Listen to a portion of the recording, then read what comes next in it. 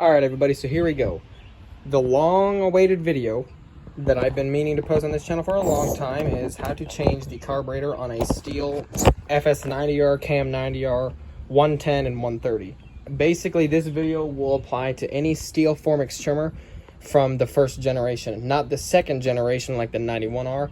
We're only talking about the 90R series, the 110, and the 130R series, anything like that. And it can account for the edgers, hedge trimmers, anything like that. Anything that ends in a 0 and not in a 1 is what we're looking at. So let's go ahead and start.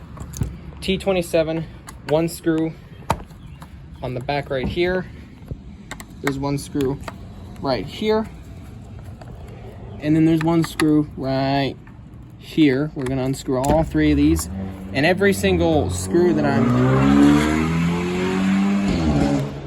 that was a BMW 2 series that just drove by.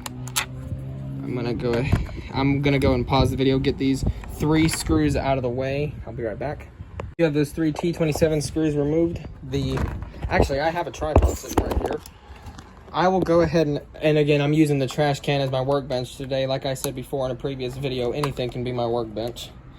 One T27 bolt right here to remove the air filter cover, comes right off. Then there's an air filter. I'm just going to place it in there, set that off to the side. And since I removed the 3 T27 screws holding on the top engine shrouding, we will just slide it right off. I will show you how it comes off, actually. Let me place it back down. When it comes off, there's this little notch right here that covers the wire. Just pull it off. Just like that. So now, you can honestly take this plug wire out for safety. Now we are going to use a 5/16 socket wrench on a 1/4 inch to remove the bolts for this. Let me get you guys back on the tripod. And from here, I'm just going to go and remove those bolts, and I'm going to zoom you guys in. Okay, now if you guys can see this, that is absolutely excellent. So I'm gonna remove these 2 and I will be right back. Let's see here. So you have those 2 little, these are either the number 8 socket or the 5/16. I use my 5/16. So now once those 2 bolts are out, the cover right here, the air filter main base, I'm going to put you right here. It is going to pop right off, okay? It's going to pop right off, and it's going to hang just like this. There's a gasket right there, and that is the impulse hose that connects to the tank vent right there. You can just let that hang. It's not going to get in the way. Just, let it sit, or you can just take it off and it will go back right onto the tank vent that sits right there. So again, just for extra room, you can set that to the side and we move on to the next step. Next up, you can remove the fuel lines. Should have thought about that first. Should have uncapped it. I actually don't remember which one's the return line and which one's the pickup line, but I'm actually pretty sure the white one is the return line. This one up here is the actually, I can tell you right now. Okay, so the brass port up here on top near the primer this is the return inlet or the return outlet. But the white one, the plastic one, that one is for the fuel pickup line to pick up fuel, draw fuel from the tank. You can use pliers just to easily disconnect the lines. Longer one on the back goes up here to the brass port for the return line. Then the one up front right here goes into the plastic port for the pickup line. Now that that's done, I will, this time I actually am going to put you guys on the tripod for one thing, and I'm going to zoom you guys in. Now, I do hope you guys can see this. What I'm going to do is I'm going to hold my finger down with this, and then, just like that, disconnect our throttle cable. And so far, that is it to removing everything else. Now we can just slide the carb off. It might stick a little bit because I will say one more thing. Not the tank vent, but this impulse hose down here that connects to the bottom is, after sitting for a while, that can just, stick. Which, there's no stopping it.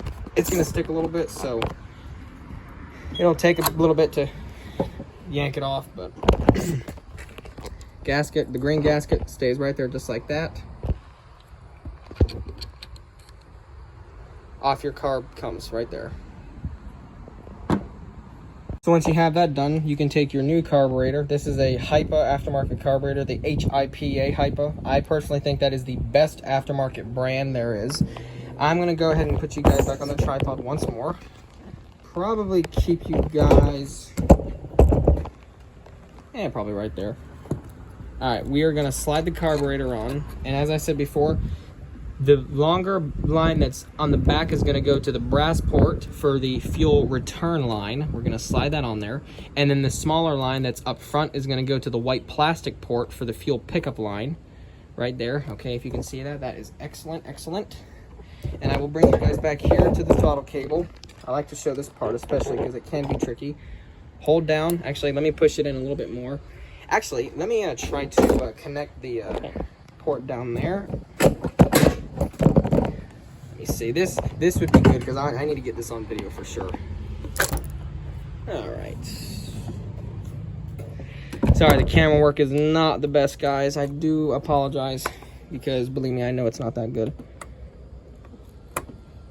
Okay, if you just saw that, the little port did go in. As you can see, right down there, it has connected.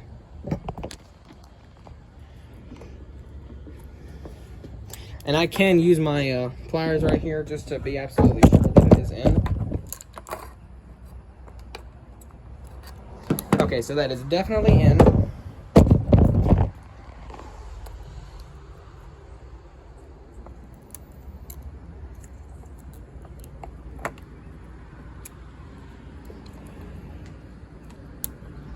All right, there you go. That works. Here's another quick overview of everything that I did. The throttle cable is going to go into this notch in the bell housing clutch cover. The cable is going to stay, should stay right there. Then what you're going to do, I actually am not too sure if it's supposed to, it should just stay like this though. But anyway, what you're going to do is it's going to run over the top like this down there. Get this notch right there. I can take it out. You can see how it's supposed to sit in that notch right there, right down this way, and then it goes into the linkage right there. So there you go. And just to confirm, yes, this does not have to sit in this little notch. It just sits on top of it just like that. That is exactly how it's supposed to look like. So there you go. Now it's in. Okay, once the carburetor is back on, you can go ahead and take your air base or that box right here, place it back onto the tank vent. I'm sure you can see that from here. I'm gonna make sure that I'm actually gonna go ahead and try to tug on it just a little bit.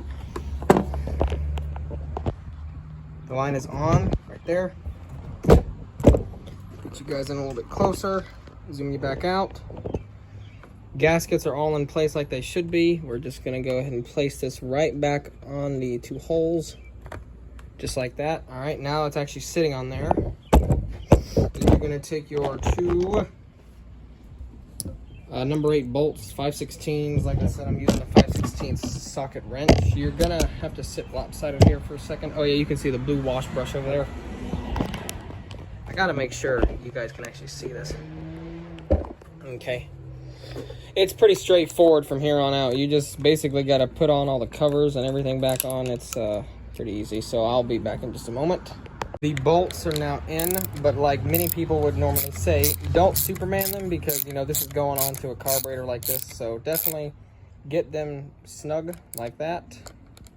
And I will actually go ahead and show this. I know this is like something, like again, I know I've said this in every single one of my other, you know, repair videos where I say like, you know, oh, I'm sorry if the video is not good or something, or, you know, it's all the crap I usually say if it's not good, but I'm not a professional filmer, I guess. So yeah, there you go. If that's out of the way, I'm going to go and get some of the tools out of the way. Now, one thing I will say is, let me grab this from the floor. This, unfortunately, this came off of the other old FS90R. This is a small plastic carburetor cover that's actually supposed to go right here, basically like this. And once all the covers are on, it's going to make more sense because you'll see it correctly. you're supposed to have these two little plastic things, and I can actually go ahead and show you this real quick. Of course, it's a little tricky to do this when I'm not.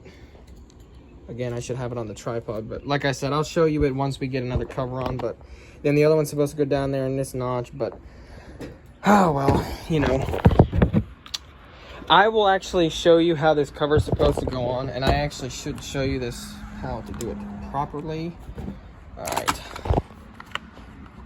Okay, like I said again, this notch goes over the throttle cable and kill switch wires. Just kind of pushes down on there like this. Make sure your holes are all lined up. Pretty straightforward here. 3 bolts for the engine cover are exactly the same. They're the more coarse thread kind. Just put those in, and again, you might have to push your cover down just a bit to make sure it's all lined up, but once it is, you will definitely know. Again, this is something kind of straightforward. I really don't have to show this on video, but there are times I just choose to show it, even though you're looking at a completely black screen right now. But it's very simple. Just got all 3 of the screws in and you're good to go. The top cover is back in. You can take your air filter. I actually can put you guys back on the tripod here a second. Also, the snapper mower has a recoil issue. We'll get into that later, but cannot run it at the moment. Something's certainly wrong with it, unfortunately. I'm not too sure what exactly, but get into that later. So the air filter, the foam, this kind of like soft foamer side is on the outside. This is on the inside where it says Stihl. Just like that. Air filter covering goes like this, but I'm not going to put that in just yet. I'm actually going to take you guys back here. I do have one of those little plastic pieces in right there. I accidentally broke the other one trying to get it into the top one, which is right here. So what we're going to do is we're actually going to take this little plastic cover and put it in like this. So unfortunately, I'm only going to have to put 1 screw in because obviously the other one broke. So, you know, it happens. But no problems there. I mean, one isn't that bad, but I don't think this is a T15 like I'm using it. I think it's probably a T20, but let me see. Just give me a second, guys. I'll be right back. Of course, I over-tightened it. Kind of broke that little outlet that the plastic goes into, but you can obviously see how that works out. Kind of cheap, but I mean, it's going to kind of hang there because, again, like I said, the other one was kind of already broken, really old. But, I mean, one is in there. Not totally good enough, but, you know, not a huge deal. It doesn't have to go there. That was, like, totally useless. I did not have to show you guys any of that embarrassing process because, like I said before, I ended up breaking it. So, the air filter cover goes back on very easily. So, yeah. That's basically how all that is to install this carburetor, everything. Yeah, there you go. Now we can go test it. And I know that's not going to line up perfectly, but it's not going to. It's aftermarket, but off. No, this is on, choke on and then choke off. So yeah, we'll put some gas in it, go test it out, and see how it runs.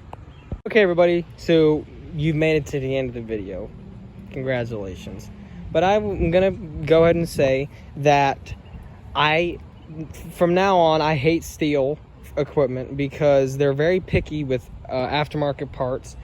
The aftermarket carburetor ended up working okay, but I couldn't get it adjusted quite rightly, and no matter how tightly I put in the idle screw, it would not affect the linkage at all for some reason. So I just decided to put the original one back on. It still seems to be running okay, but like I said, I keep thinking it's leaking from somewhere. So we'll just have to see what happens. Like I said, I don't know. But I think Stihls are too damn picky with aftermarket parts, and they're just a pain if you ask me. So we're just going to have to see what happens from now on. Hopefully it'll keep running good. It seems to be running pretty good right now anyway. I can go ahead and show you.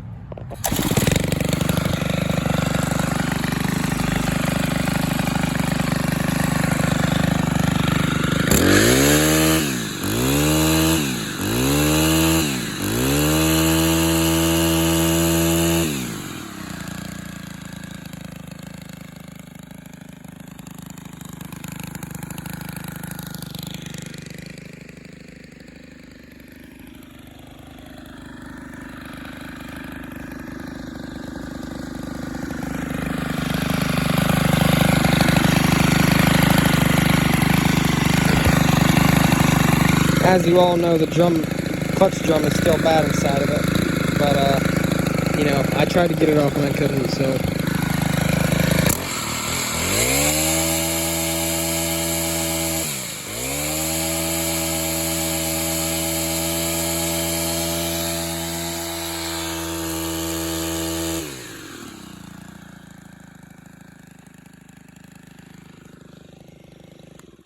Well, nothing else I can do about it, but at least you guys watched a video on how to replace the carburetor on one of these, so there you go.